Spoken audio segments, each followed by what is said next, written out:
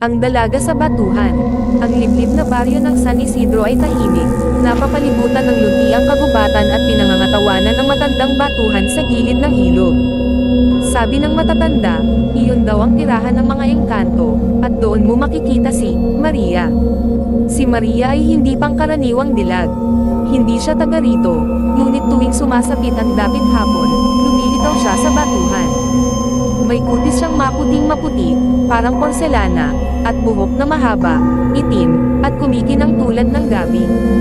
Ang pinakakaiba ay ang kanyang mga mata, malamig na kulay asol, na tila nagtatago ng sikreto ng daang taon. Si Elias, isang mangingisda, ang madalas makakita kay Maria. Sa simula, hinangaan niya lamang ang walang kapares nitong kagandahan. Lingid sa kaalaman niya, si Maria pala ay hindi isang tao, kundi isang engkanto na naghahanap ng kalaro, o, mas masahol pa, kapalit. Isang gabi, habang nag-iisa si Elias sa ilog, narinig niya ang matamis ngunit malungkot na awit ni Maria. Parang hinihila ang kanyang kaluluwa palapit. Nakita niya itong nakatayo sa isang malaking bato, nakangiti. Ang ngiti nito'y nakakabighani pero may bakas ng matinding kalungkutan. Elias, ang tawag ni Maria, malambing at parang hangin ang boses. Samahan mo ako. Lumapit si Elias, hindi na niya maigalaw ang mga paa. Puno ng pag-ibig ang kanyang isip, tila hinihigop ng tingin ng engkanto. Nang makalapit siya, hinawakan ni Maria ang kanyang kamay. Ang kamay nito ay malamig na parang yelo, ngunit ang haplos ay may kakaibang init na nakakapanghina. Napakaganda mo, Maria, bulong ni Elias, nalulunod sa paghanga. Lalong ngumiti ang engkanto. Salamat, Elias. Kaya lang, gusto ko na sanang umalis sa lugar na ito. Pero may nakabantay sa akin, at kailangan ko ng makakasama para makalaya. Hinaplos niya ang pisngi ni Elias. Manatili ka sa akin, pagsilbihan mo ako, at magsasama tayo habang buhay sa aking kaharian. Nang marinig niya ang habang buhay, biglang bumalik ang katinoan ni Elias.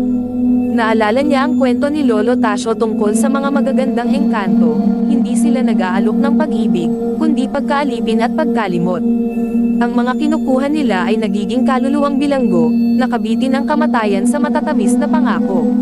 Nagumpisang manginig si Elias, sinubukan niyang bumitaw, ngunit lalong humigpit ang kapit ni Maria.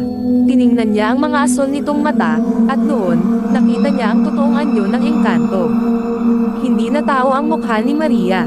Ang balat niya ay naging manibalang na balat ng ahas, ang kanyang mata ay naging butas na walang buhay, at ang ngiti niya ay mapanganib, lumabas ang mga ngiting matutulis at dilaw. Ang mahaba niyang buhok ay tila nagiging ugat na gumagapang sa katawan ni Elias. Hindi ka aalis, ang bulong ng engkanto, pero sa pagkakataong ito, ang boses ay matinis at parang nagkakaliskis na tunog. Sa matinding takot, nagdasal si Elias at nagpilit na bumitaw. Sa huling lakas, tinulak niya si Maria at tumakbo palayo. Habang tumatakbo, narinig niya ang malakas na iyak ng engkanto, na nauwi sa nakakabinging alingaw na nagpaikot-ikot sa kagubatan. Hindi na muling bumalik si Elias sa ilog. Ngunit tuwing gabi, naririnig ng mga taga San Isidro ang matamis, malungkot na awit sa batuhan.